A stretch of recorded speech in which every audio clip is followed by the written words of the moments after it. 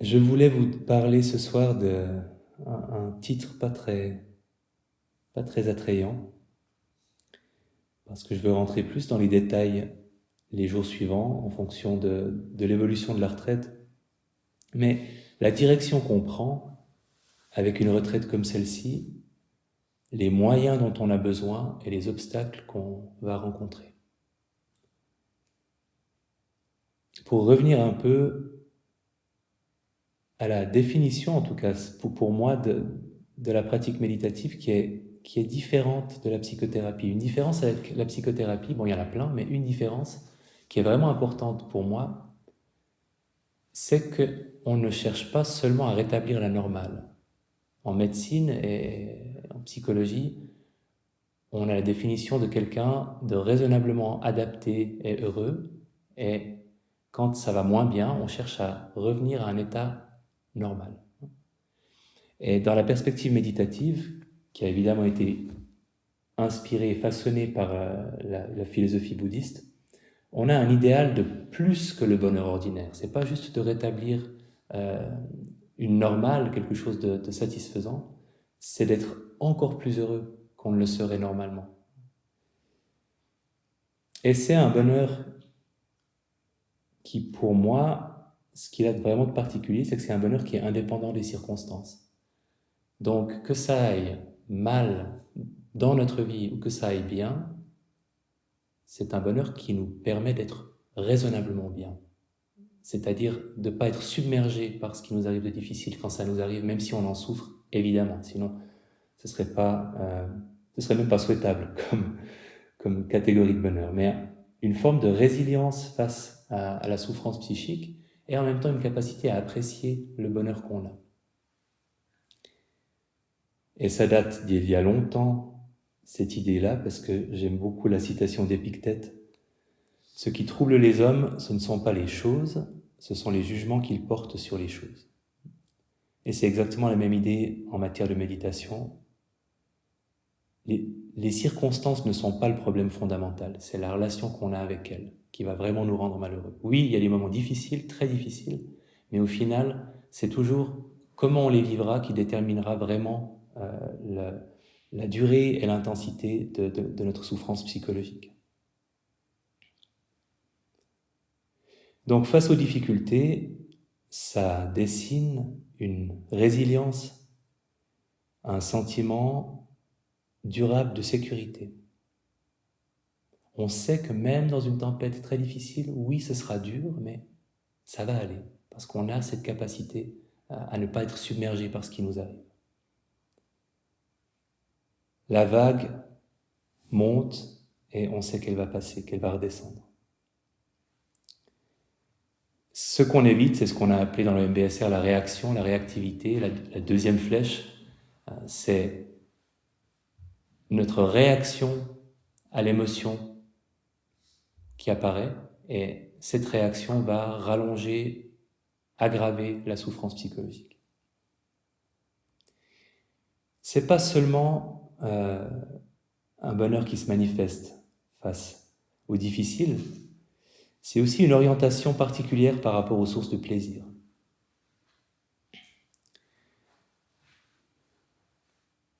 Profiter de ce qui est agréable en évitant l'insatisfaction liée aux addictions, au circuit de la récompense, au piège du circuit de la récompense, c'est-à-dire la dépendance, c'est-à-dire l'abus, et la perte terrible, graduelle de plaisir. Parce qu'il n'y a pas que... on pense toujours, quand on parle des addictions, de l'abus et de la dépendance.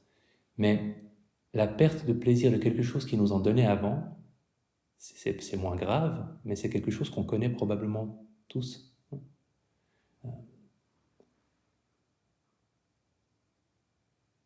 Suivant la façon dont on mange quelque chose qu'on a déjà souvent mangé, si on ne prend pas la peine de savourer à nouveau comme si c'était la première fois, on aura beaucoup moins de plaisir. Et on s'est démontré que le millième like sur Facebook apporte moins de satisfaction que le 10e like sur Facebook. Il y a cette incapacité à se satisfaire de ce qui nous satisfaisait avant. Je suis désolé d'avoir pris Facebook comme exemple. Pour dire que c'est universel. c'est aussi évidemment, dans l'orientation face au plaisir, une capacité à apprécier les bonnes choses de la vie sans avoir besoin de plus. Ce qu'on peut appeler le contentement, une capacité, j'aime beaucoup le mot émerveillement, une capacité à s'émerveiller, à se réémerveiller, à réenchanter des choses qui nous paraissent acquises alors qu'on peut leur retrouver du merveilleux. Je pense toujours aux enfants qui voient pour la première fois une sauterelle ou je me rappelle de ma fille avec une grenouille. Il y a un plaisir et une fascination et quelques mois plus tard, quand l'enfant voit une grenouille, c'est possible qu'il dise « tiens, une grenouille ». Et ce qu'on fait, nous, en tant que méditants, c'est reconquérir ce plaisir, cet émerveillement qu'on a la première fois qu'on découvre quelque chose. Et les fois où on arrive à le faire, c'est assez miraculeux. Quand vous mangez une bouchée de quelque chose que vous auriez mangé ailleurs qu'en retraite méditative avec moins de plaisir et que vous dites « mais qu'est-ce que je profite de ce que je suis en train de manger ?» C'est un moment où vous avez réenchanté ce qu'il y a dans votre assiette. Comme le disait Dipama, une méditante légendaire pour sa capacité de concentration, qui avait une vie très compliquée et qui s'était jetée dans la méditation pour être heureuse et qui avait réussi. Comme le dit Dipama, disais-je, qui était une femme de peu de paroles, vous n'avez besoin de rien pour être heureux. Simplement. Et quand elle le dit, c'est vrai, en tout cas pour elle. C'est aussi un idéal d'une relation aux autres qui est harmonieuse et ça se manifeste par une grande facilité d'accès à la bienveillance, à la gratitude, à la compassion, à la joie, à la Mitfreude, la joie empathique, capacité de se réjouir du bonheur des autres. Et là, j'aime beaucoup cette phrase du Dalai Lama que je cite souvent. J'essaie de rencontrer chaque personne comme si c'était un vieil ami. Ça peut être exprimé comme ça, un idéal de manifestation de bienveillance, de ne pas faire de différence et finalement de rencontrer tout le monde comme si c'était quelqu'un de cher. Mais c'est une grande ambition. Là, je suis en train de vous parler de l'idéal, hein, vous inquiétez pas, on va parler du chemin difficile qui nous conduit à peut-être s'en rapprocher. Et déjà, pour commencer à relativiser, c'est pas un but qu'on doit atteindre. Et pour ça, j'ai toujours trouvé que le mot, dans la perspective bouddhiste, le mot de nirvana peut tendre un piège aux méditants parce que ça indique un but et quelque chose de binaire. On l'a atteint ou on l'a pas atteint. Et c'est vrai pour la pleine conscience laïque et c'est vrai pour la pleine conscience bouddhiste aussi. Le bonheur va croissant au fur et à mesure qu'on développe la pratique. Et finalement, oui, il y a peut-être quelque chose comme un but ultime tout au bout du chemin, mais on n'a pas besoin de l'atteindre parce que le simple fait de continuer sur ce chemin méditatif va nous rendre plus heureux petit à petit. C'est la direction qui compte, pas le but. Pour peu qu'on ait un but, ce qu'on n'a pas forcément dans une tradition laïque.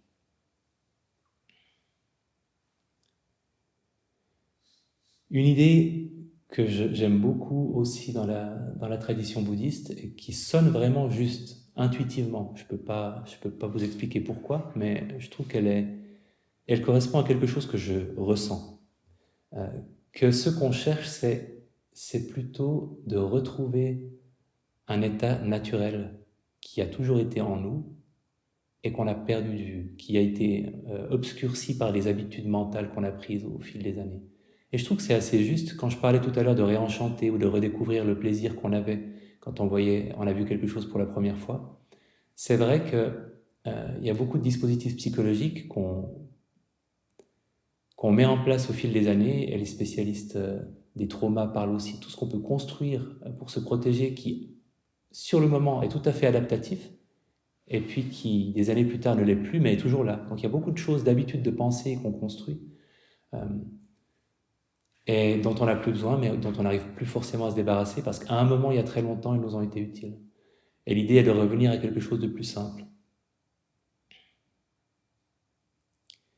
J'aime beaucoup cette idée, cette image vous connaissez peut-être l'empreinte de l'ange, que les bébés à la naissance sont très sages, savent tout, sont parfaitement heureux, et que un ange leur pose le doigt ici pour leur dire de se taire, de ne pas tout révéler et qu'ils oublient tout. C'est pour ça qu'on a cette marque ici. C'est un peu cette idée. Il y a quelque chose qu'on peut reconquérir qui s'est compliqué à force qu'on y ajoute des couches et des couches de complexité psychologique et d'habitude de penser, de façon de ruminer, nos façons à nous de ruminer. Revenir à quelque chose qui était là avant et qui est toujours là, mais dissimulé. Bon, c'est très attrayant tout ça. Passons au travail. Parce qu'on agite du rêve, mais on sait que c'est sacrément compliqué de prendre cette direction-là et puis de continuer à la suivre. Quels sont les moyens qu'on utilise et comment est-ce qu'on va les utiliser dans la retraite? Il y a un pilier éthique, et je peux commencer par là parce que traditionnellement c'est la première chose dont on parle, mais dans le cas d'une retraite, ce ne sera pas le plus important. Et il m'a fallu beaucoup de temps pour comprendre que venant, comme je viens d'une tradition à la fois judéo-chrétienne et, je dirais, psychomédicale, l'idée que être une bonne personne, enfin, se bien comporter, faire le bien et éviter de faire le mal, éviter certaines actions qu'on pourrait regretter et en faire d'autres qu'on ne regrettera pas d'avoir faites, que ça pouvait avoir un rapport avec le bonheur. Alors, pourquoi pas, mais ce n'était pas du tout évident pour moi. Parce que dans la tradition religieuse d'où je viens, finalement, la morale, c'est aussi l'obéissance à une volonté divine ou à une volonté, si on parle des lois, aussi une volonté démocratique. Et on parle rarement de l'éthique comme moyen d'être heureux. Et en psychothérapie, on en parle peu aussi. Il y a des études qui montrent que, par exemple, la générosité provoque du bien-être. Donc, c'est documenté, c'est quelque chose qui existe. Mais ce n'est pas quelque chose dont on parle beaucoup parce qu'on a tendance justement à le laisser au domaine religieux, au domaine philosophique, moral ou légal. Et je suis convaincu que faire le bien rend heureux. De façon très pragmatique, et c'est ça qu'il m'a fallu un moment pour assimiler, c'est qu'en fait, il y a des conséquences déplaisantes pour nous quand on fait quelque chose qu'on regrettera d'avoir fait. Le remords en premier lieu, la culpabilité, la honte, qui sont les choses déplaisantes, et je ne sais pas si ça vous arrive aussi, mais moi je suis souvent visité. En fait, je dis souvent, de moins en moins souvent maintenant que j'y pense. Mais j'ai beaucoup été visité par des vieilles hontes, mais un truc que j'avais fait quand j'avais 10 ans ou 11 ans, qui remontait à la surface, et de réaliser que 20 ans plus tard, je pouvais encore penser à ça. Donc ça rend malheureux de faire des choses qu'on regrette d'avoir faites. Et évidemment, très pragmatiquement aussi, on peut avoir des ennemis parce qu'on leur a causé du tort, donc c'est aussi un risque sur notre bien-être quand on se met des gens à dos parce qu'on a dit des choses qu'on n'aurait pas dû dire ou fait des choses qu'on n'aurait pas dû faire. Et à l'inverse, il y a toute cette chaîne de générosité. On sait, quand on fait cet exercice de gratitude qu'on fera certainement cette semaine, on sait que les gens qui ont été généreux, gentils, bienveillants envers nous, qui ont fait preuve de générosité, nous ont fait beaucoup de bien. Et quand on pense à eux, il y a déjà l'expression de cette gratitude, c'est déjà le signe que ça nous fait du bien, ça nous a fait du bien et ça nous fait encore du bien de sentir la gratitude qu'on a pour ces personnes-là. Et de la même manière, quand on fait preuve de générosité, de gentillesse, on a le bénéfice pour nous de se sentir bien, ce fameux petit petit plaisir qui a été mesuré en laboratoire après les actes de générosité. Et on a aussi l'amitié des gens qui en ont bénéficié et leur gratitude. S'ils ne sont pas d'abominables ingrats. Pour le cas où certaines personnes auraient, je ne sais pas, des adolescents de 13 à 19 à la maison. Ça reviendra plus tard. Il ne faut pas désespérer. Dans une retraite, en fait, on est un peu préservé. Il y a beaucoup de choses qu'on ne peut pas faire. Donc, dire un truc que vous allez regretter l'avoir dit, c'est... Voilà. On se préserve de ce risque-là. Et de la même manière, finalement, il y a plein de petits gestes de générosité qu'on peut faire. Mais c'est un cadre qui est limité sur le plan, tout ce qu'on peut exprimer éthiquement de terrible ou de très bien. Mais vous pouvez quand même sentir la satisfaction que vous avez, mais en faisant quelque chose de très simple. Vraiment, ça va paraître totalement nul, mais voilà. J'ai vu qu'il y avait une pile d'assiettes très lourde sur un des deux plateaux et aucune sur l'autre plateau. Et j'ai pensé aux gens qui allaient le débarrasser. Je me dis, je vais le faire. Je vais répartir mieux les deux piles d'assiettes sur les deux plateaux. Et c'est une micro-bonne action de rien du tout, ridicule, mais ça fait quand même plaisir de la faire. Donc tous les petits, le soin qu'on prend à fermer le portail derrière nous, par exemple, en pensant qu'on le fait pour éviter que les animaux s'échappent, on peut, dans les circonstances d'une retraite, sentir la tout petit peu de satisfaction que ça nous apporte, même si c'est pas la bonne action qui nous ouvrira les portes du paradis, mais bon, elle est plaisante quand même, et apprécier ce côté plaisant. Ça, c'est la base éthique, c'est-à-dire qu'il vaut mieux éviter certaines choses, éviter d'en faire certaines et en faire d'autres pour être heureux. Une autre compétence, c'est ce qu'on appelle la concentration, là, stabiliser l'esprit, le calmer, cette fabrication de calme. Une respiration après l'autre, si vous choisissez les sons, instant après instant, construire une continuité, un calme. C'est la première compétence qui m'a aidé. C'est celle qui m'a fait réaliser que la méditation servait à quelque chose. J'étais insomniaque, comme je l'ai beaucoup raconté. J'étais un jeune adulte insomniaque. Et j'ai réalisé que je pouvais méditer en attendant que je m'endorme, en acceptant que je m'endormirais peut-être pas, que je méditerais peut-être toute la nuit, ce qui arrivait rarement, et que chaque respiration dont j'avais pleinement conscience était un moment de calme, même si juste après, j'avais une pensée anxieuse par exemple. Mais cette respiration-là, c'était du calme. Et si j'arrivais à en enchaîner deux, c'était deux respirations de calme. Et ainsi de suite. Et petit à petit, à ce petit jeu, j'ai réalisé que c'était possible de fabriquer, que les angoisses nocturnes que j'avais pouvaient être écartées par la concentration sur la respiration. Et c'est vraiment simple, ça n'implique pas un travail de pleine conscience de qu'est-ce que c'est que cette anxiété. J'en étais pas à ce stade-là. Juste penser à autre chose que ce qui ne me fait pas du bien dans mon lit, hein, en attendant que je m'endorme.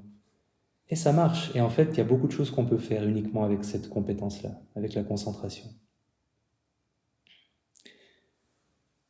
Ça peut aussi être un plaisir. Je ne sais pas si ça vous est arrivé, sûrement. Par moments, on est vraiment bien dedans. On a une conscience assez continue de l'objet qu'on est en train d'observer. Et on réalise que ça nous fait nous sentir bien, que c'est agréable d'être dans cette espèce de continuité où on n'est pas distrait. Ça va revenir, hein, mais d'avoir un de ces moments où on est pleinement absorbé par l'objet de méditation. Même bref. Alors évidemment, dans la retraite, ça s'exprime dans la marche et l'attention à la respiration. Et les distractions, quand on est dans une perspective de concentration, on ne s'y intéresse pas beaucoup, juste un petit peu. Et si on a l'impression qu'il y en a beaucoup et qu'elles nous gênent, une façon de les voir qui, moi, m'aide toujours, c'est de me dire que c'est des bulles qui remontent à la surface ou c'est du sable qui se dépose au fond, qui est un processus de sédimentation qui fait que l'eau sera de plus en plus claire au fil du temps. Et que On parle parfois dans les traditions méditatives de processus de purification avec les distractions qu'on observe et qu'on laisse apparaître et disparaître sans y réagir. Et c'est quelque chose que j'observe parfois et que vous observez sûrement aussi si vous commencez à méditer et que vous avez des pensées très intenses sur un sujet précis et qu'à chaque fois vous revenez à votre respiration et vous revenez à votre respiration. Et 40 minutes plus tard, c'est plus du tout les mêmes pensées, c'est des sujets peut-être plus subtils, moins grossiers, c'est plus ce que vous a dit votre collègue de travail qui vous a énervé ce matin, c'est des choses un peu plus profondes ou un peu plus anciennes ou un peu plus riches. Donc je pense que par la concentration, euh, on arrive à nettoyer un petit peu euh, les pensées du jour et à faire la place pour les pensées plus intéressantes. Je pense aussi qu'à force de dire oui, je t'ai vu, je reviens à ma respiration, oui, je t'ai vu, je reviens à ma respiration, l'énergie, le potentiel de nuisance d'une pensée va petit à petit diminuer. Et je pense que vous l'avez parfois observé, je l'ai beaucoup observé, que la 150e fois qu'on revient d'une pensée anxieuse et que c'est toujours la même, elle n'a plus la même force que la première fois. Donc on peut avoir une vision valorisante de tous ces moments où on est distrait, quand on aimerait rester centré sur la respiration. C'est les moments où on allège un petit peu, on se débarrasse un peu, on contribue à ce que ces pensées s'épuisent, qu'elles aient au final plus d'énergie et qu'elles aient plus besoin de se présenter à nous. C'est pas juste un constat d'échec, que vous n'avez pas pu rester concentré sur la respiration. C'est aussi, ça fait partie de la méditation et c'est un processus de nettoyage. Il y a la bienveillance.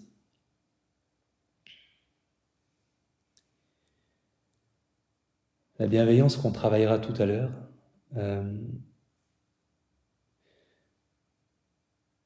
Ce qui est pour moi super intéressant dans la bienveillance, c'est, en tout cas ce qui m'a vraiment choqué quand j'en ai pris conscience, c'est pas une méditation avec laquelle j'avais beaucoup d'atomes crochus du tout au début. Et c'est un peu on-off. Il y a des gens qui tout de suite adorent la bienveillance et il y a des gens qui ont beaucoup de peine. Je faisais plutôt partie de la deuxième catégorie. Il y avait des raisons à ça, je vais pas revenir là-dessus, mais petit à petit, je l'ai apprivoisé et à un moment, j'ai compris à quel point c'était miraculeux de pouvoir produire un état d'esprit dont je pensais qu'il devait m'être inspiré par les autres. J'avais toujours finalement pensé sans y réfléchir que j'étais bienveillant envers telle ou telle personne ou j'éprouvais de la bienveillance parce que cette personne me l'inspirait. Et c'est vrai aussi. Mais avec la méditation de bienveillance, c'est vraiment une petite flamme qu'on peut fabriquer soi-même et qui réchauffe ce qu'il y a autour d'elle. Pas forcément les personnes méritantes seulement, pas forcément seulement celles qu'on aime ou qui nous inspirent cette émotion-là. Et, ne pas oublier, on peut aussi penser que la bienveillance nous est forcément donnée par les autres. Et avec la méditation de bienveillance, on peut se la donner à soi-même aussi. On peut se souhaiter du bien. Alors, vous aurez des moments de méditation formelle de bienveillance. L'idée, c'est aussi d'apprécier ces états quand ils se manifestent spontanément, de cueillir un moment de bienveillance quand vous sentez qu'il est là, et d'en cultiver de petits. Pour vous donner deux moments qui nous sont offerts par le cadre de la part Dieu, parce que ça se savoure vraiment comme, bon, je bois plus d'alcool, mais comme un bon vin. Une petite bouffée, une petite bouchée de bienveillance ou de compassion ou de joie empathique. La chienne qui nous aboie dessus. Vous avez sûrement senti le même changement en vous, parce que quand vous êtes arrivé, c'était ce chien peut-être énervant, peut-être agressif qui aboie. Et puis quand Patrick nous a dit qu'elle avait été maltraitée et puis qu'elle se méfiait des gens, tout à coup, le jugement s'atténue et la compassion démarre.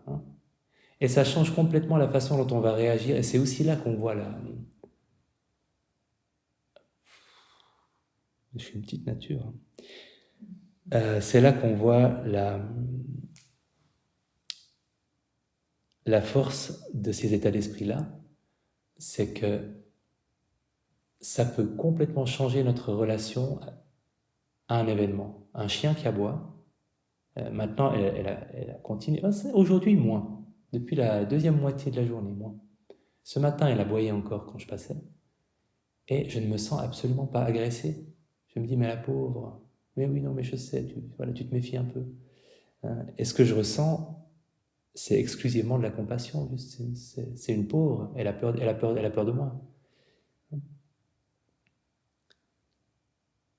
Donc on peut imaginer, si on fait plus de place pour ces états d'esprit-là, ce que ça peut changer aussi dans notre vie, parce qu'on a beaucoup de chiens qui aboient parce qu'ils ont été maltraités dans nos vies. Euh, beaucoup, beaucoup, beaucoup. Et parfois, on réagit plus au fait qu'ils aboient qu'au fait qu'ils aient été maltraités, souvent parce qu'on ne sait pas et parce que la compassion n'est pas accessible. Mais qu'est-ce qui se passerait pour nous si elle l'était, si à chaque fois que quelqu'un était agressif, on pouvait sentir aussi la souffrance derrière et réagir aussi à ça. Ça ne veut pas dire ne pas se défendre, mais, mais, euh, mais peut-être que ça laisserait moins de place à la colère dans nos échanges. Joie empathique. J'ai vu le petit chat qui s'appelle Kung Fu, parce qu'il est fou. Et je l'ai vu qui s'agrippait, je pense, à la queue de sa maman, qui l'embêtait et qui avait l'air d'adorer ça. Et j'ai eu une bouffée de ce qu'on appelle la joie empathique. Parce que les petits chats, c'est génial. Enfin, les petits animaux, d'une manière générale, c'est des machines à produire de la joie empathique. On est content pour eux, j'étais content pour lui. Il avait la joie complètement contagieuse. Donc, je vous encourage, évidemment, on va cultiver cet état d'esprit-là, mais aussi apprécier, et les animaux sont pas mal pour ça, les gens aussi, hein, mais vous avez presque plus d'interaction avec les animaux qu'avec les gens, à certains moments de vos journées. Donc, tous les prétextes sont bons pour savourer les moments de bienveillance, de compassion ou de joie empathique. Et il y a la pleine conscience, comme dernière compétence de la liste. C'est-à-dire prendre conscience de ce qui est présent, que ce soit plaisant ou déplaisant, en prenant conscience de la nature impermanente et désidentifiée de ce qu'on observe. Donc on en reparlera, mais l'impermanence, c'est ce qui s'exprime par la phrase « ça aussi, ça va passer ». Tout ce qui nous arrive va changer d'abord et passer ensuite. Et on observe ce qui est présent de façon à percevoir l'impermanence de ce qui est présent. La pleine conscience, c'est observer dans l'instant présent, et c'est observer en reconnaissant ces caractéristiques-là. En tout cas, c'est comme ça qu'elle fonctionne le mieux, en reconnaissant l'impermanence, en reconnaissant que l'émotion qui est présente maintenant, elle est déjà en train de changer, donc elle va passer. Et en s'en désidentifiant, là, c'est la phrase « il y a de l'anxiété ici, mais je ne suis pas anxieux », qui je trouve résume le mieux ce qu'on fait. C'est tout à coup on se dit « ah tiens, il y a de l'anxiété ». Mais moi, je ne suis pas anxieux, c'est juste qu'il y a de l'anxiété. Et je peux l'observer. Ce qui est présent dans mon attention n'est pas qui je suis et ne fait pas partie de moi. Non plus. Bon, toute la retraite est prétexte à ça. Tout ce qui vous arrive, face à une distraction quand vous méditez, quand on pratiquera des moments d'attention ouverte ensemble, évidemment, on ne fait que ça, dans ces moments-là, d'observer ce qui apparaît puis change et qui n'est pas qui nous sommes. Et c'est le travail le plus compliqué. C'est pour ça que je l'ai placé à la fin, la pleine conscience. Parce que c'est cette compétence-là dont on a le plus besoin quand on rencontre une difficulté. Par exemple, dans le cadre d'une retraite, petite liste, désolé si elle est démoralisante, de ce que vous rencontrerez peut-être. Somnolence. Vous pouvez compter combien vous en avez déjà rencontré. On est quoi? On est au deuxième jour? Premier jour vraiment, premier jour et demi. Somnolence. agitation, ennui, impatience, envie de quelque chose qui n'est pas là, frustration, doute sur vos compétences méditatives, doute sur la façon dont vous faites les choses, autodénigrement, tristesse, confusion, anxiété, colère, honte, culpabilité.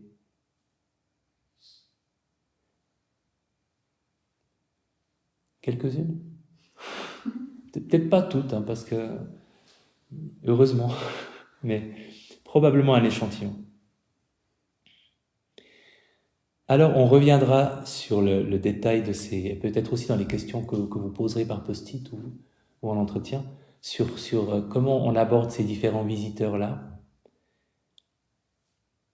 Mais le grand principe, c'est que finalement, ils ne vont vraiment nous poser problème que quand on ne les remarque pas, ou quand on n'en fait pas un objet de pleine conscience. Typiquement, parce qu'on est dans l'illusion qu'ils sont objectifs et importants.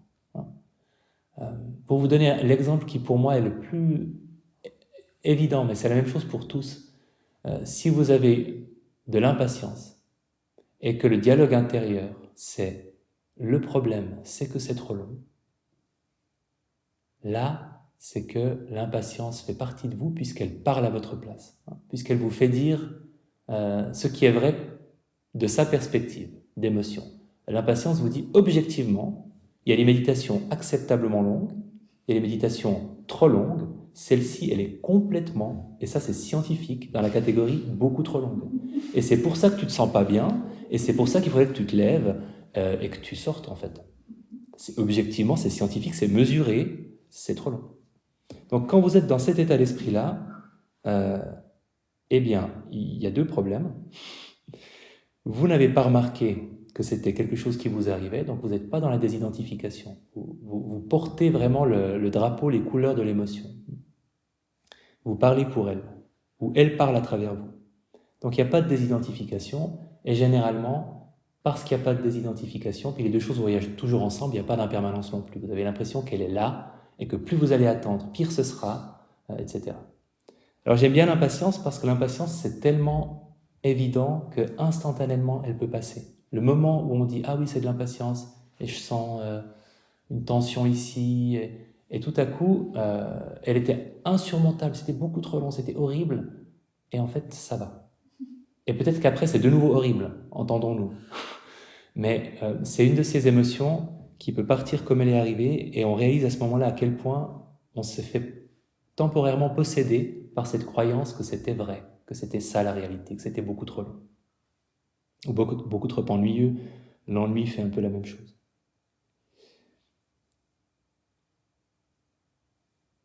Et c'est un travail, c'est le travail de toute une vie.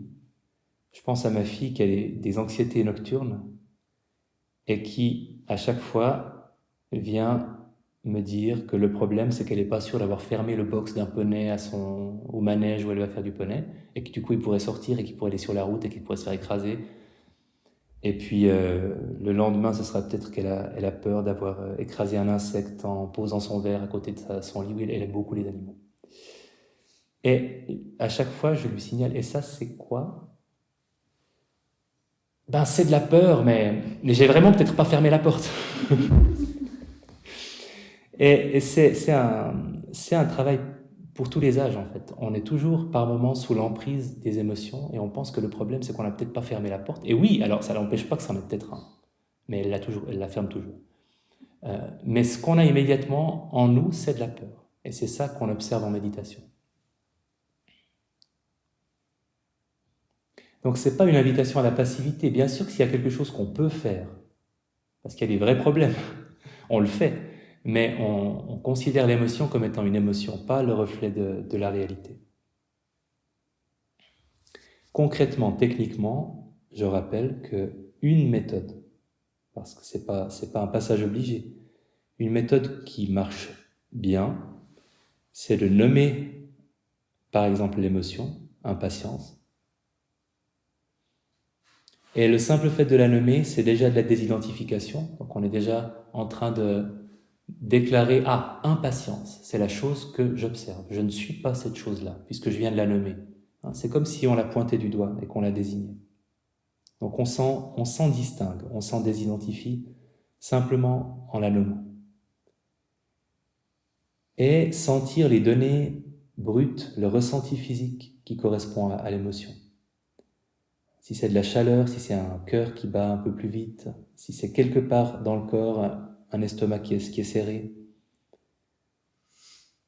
Et une fois qu'on s'est saisi de la sensation, qu'on entre en relation avec l'émotion au travers du ressenti physique, c'est comme ça qu'on l'attrape méditativement. Et quand on l'attrape, on reste un moment avec elle, ça peut être très court ou très long, et on observe comment ce ressenti va évoluer. Et en observant que le ressenti, en laissant l'histoire, justement, t'as pas fermé le box ou c'est beaucoup trop long, laissant l'histoire de côté et en s'intéressant à ce qu'on sent dans le corps en lien avec l'émotion. Et quand on le fait, on réalise que ça change. C'est pas toujours la même sensation, elle n'a pas toujours la même intensité, le ressenti émotionnel reste pas toujours le même. Et quand on réalise que ça change, on réalise aussi, on prend aussi conscience que ça va passer. Parce que ce qui change va passer. Et souvent, on peut le sentir passer.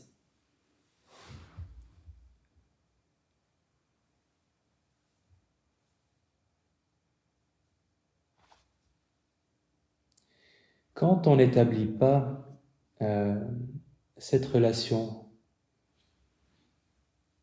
quand on n'applique pas notre pleine conscience à une émotion difficile, on va souvent y réagir. Alors, il y a 1000 manières d'y réagir.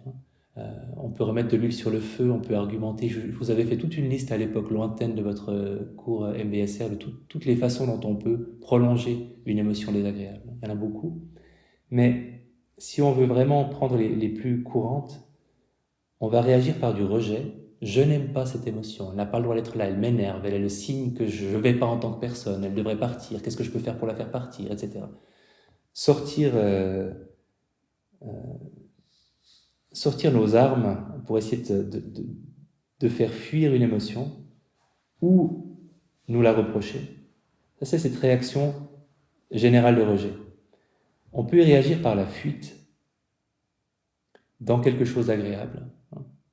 Et ne pensez pas que ça ne vous arrive pas ici, même s'il y a moins, il n'y a pas le chocolat ou le téléphone portable à portée de main, mais dans la méditation, c'est quelque chose que j'ai souvent observé, qu'une pensée désagréable ou une sensation désagréable dans le corps, je peux y réagir parfois par une recherche de quelque chose de gratifiant, de satisfaisant, peu importe quoi en fait. Penser à quelque chose d'agréable qui me fait partir encore plus loin, qui me fait perdre encore plus le fil, et ça marche pas, parce que ça m'anesthésie, mais très très temporairement. Et quand je reprends mes esprits, la douleur est toujours là, ou l'insatisfaction est toujours là. Donc la fuite, le rejet, et c'est plus subtil, mais c'est intéressant dans une retraite méditative. Il y a aussi l'anesthésie, et on déconnecte. Donc il y a une pensée qui vous gêne et qui revient souvent, ou une sensation qui vous gêne et qui revient souvent, une émotion, et vous partez dans la brume. Parfois c'est un début de torpeur, mais c'est pas du sommeil, c'est d'être dans la puff, comme on dit par chez moi. Et ça, c'est intéressant de le noter parce que ça peut tout à fait être aussi, ça peut être le signe que vous n'avez pas beaucoup ou pas bien dormi, évidemment, mais ça peut aussi être une de ces réactions face à quelque chose de déplaisant. Allez, je déconnecte, hein. C'est une réaction classique aussi. Et celles-là aussi, on les observe, c'est-à-dire que si vous êtes en plein en train de vous énerver contre une émotion ou de vous juger parce qu'elle est là, la priorité, c'est déjà de noter et de remarquer le jugement. C'est pas de remarquer que vous avez eu de l'anxiété et que maintenant vous vous jugez parce que vous avez eu de l'anxiété, c'est ce qui est présent maintenant que vous observez, donc c'est cette réaction de jugement de vous ou c'est cette fuite dans une expérience agréable, etc. Et quand vous prenez conscience de l'impermanence, quand vous prenez conscience de la désidentification, que ce n'est pas qui vous êtes, que ça va changer, que ça va passer, c'est comme si vous étiez dans une mer agitée, en train de pas très bien vous en sortir, parce que vous êtes dans l'eau, vous êtes dedans. Et au moment où vous avez cette capacité de prendre conscience, ah, c'est de l'impatience, je la sens là, c'est une chose que je peux saisir avec mon attention, que je peux observer. Tout à coup, vous avez un bateau. Et vous pouvez voguer sur la vague émotionnelle parce que vous ne vous confondez plus, vous n'êtes plus dans l'eau. Vous êtes sur le bateau de la pleine conscience, est-ce que je suis poétique, et que vous pouvez sentir la vague monter, puis redescendre dans la sécurité de ce bateau. C'est un petit peu une safe place portative. En tout cas, moi, je la vis comme ça. La tempête va passer. Mais on perçoit beaucoup mieux qu'elle passe quand on est sur un bateau. Curieusement. Évidemment, ce que vous réaliserez peut-être, c'est que parce que ce que vous observez n'est pas qui vous êtes, et parce que ce que vous observez est impermanent, ce qui l'observe est peut-être un petit peu plus qui vous êtes et un petit peu plus permanent aussi. Donc ça révèle qu'il y a un quelque chose en vous, peu importe le nom qu'on lui donne, une présence observatrice, une faculté à observer, qui est toujours disponible, qui est toujours là, qui fait clairement partie de vous parce qu'elle n'est jamais pas là, à part quand on dort, et qui ne change pas.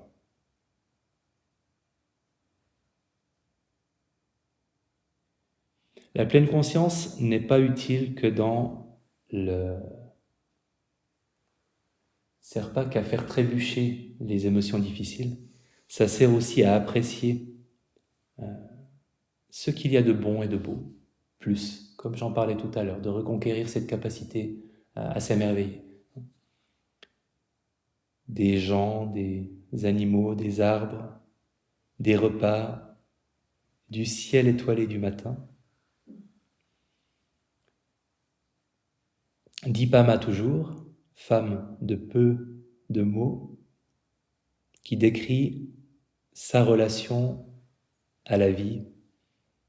Tout est frais et nouveau tout le temps. Chaque moment est neuf. Et là aussi, quand elle le dit, j'y crois. Moi, j'ai un petit faible pour Dipama. Ça signifie que la pleine conscience, parce que justement, elle prend conscience sans le filtre intellectuel. De la même manière qu'il n'y a plus le filtre des ruminations autour des émotions, il n'y a plus le filtre de tiens, c'est une sauterelle. On dit ah, voilà ce que c'est qu'une sauterelle. Donc tout est frais, en effet, tout est frais. Tout redevient frais. Alors on n'est pas au stade où tout l'est tout le temps, mais là on a un bon terrain d'entraînement pour observer avec un regard neuf tout ce qu'on peut voir et tout ce qu'on peut apprécier ici.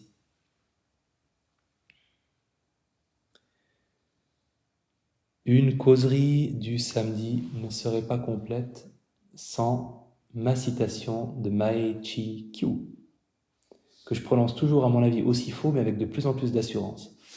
Elle s'appelle Mae Chi Kyu. Probablement que non. Une nonne thaïlandaise reconnue comme très accomplie dans sa pratique méditative, qui décrit ce que c'est pour elle que sa vie, que ce qu'elle vit. Absolument tout est reconnu. Le corps, le ressenti émotionnel, la mémoire, la pensée, la conscience, les sons, les images, les odeurs, les goûts, les sensations et les émotions, la colère, l'avidité, la confusion. Tous sont reconnus. Je les reconnais tous tels qu'ils existent, à leur état naturel. Mais quelle que soit l'intensité de mon exposition à leur présence, Je suis incapable de détecter même un instant durant lequel ils auraient quelque pouvoir que ce soit sur mon cœur. Ils apparaissent, ils disparaissent. Ils sont constamment changeants. Mais la présence qui les reconnaît, elle, ne change pas un seul instant.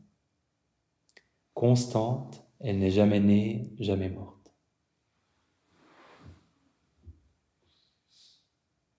Ce qu'elle décrit, c'est exactement ce qu'on pourrait appeler un idéal de pleine conscience. Elle les reconnaît tous tels qu'ils existent à leur état naturel, donc il n'y a pas ce filtre des ruminations, les habitudes. La colère, c'est de la colère, elle la voit comme étant de la colère, elle la perçoit comme ça.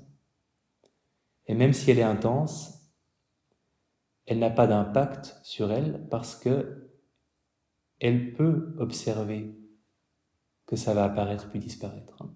Plus facilement probablement et plus rapidement que les débutants que nous sommes. Et cette même intuition que si tout ce qu'on observe est changeant et n'est pas qui nous sommes, bah peut-être que cette présence observatrice, c'est particulièrement proche de qui nous sommes vraiment, hein. Et c'est quelque chose qui, du coup, ne change pas. C'est difficile d'imaginer qu'on puisse observer quelque chose, qu'on puisse observer que tout est changeant à partir d'une capacité qui serait changeante aussi. Il faut bien qu'il y ait quelque chose de stable dans cette histoire, en tout cas dans ma compréhension limitée des choses. J'ai l'impression que la pleine conscience, elle est toujours là, mais qu'on la perd souvent, on perd souvent le contact avec elle.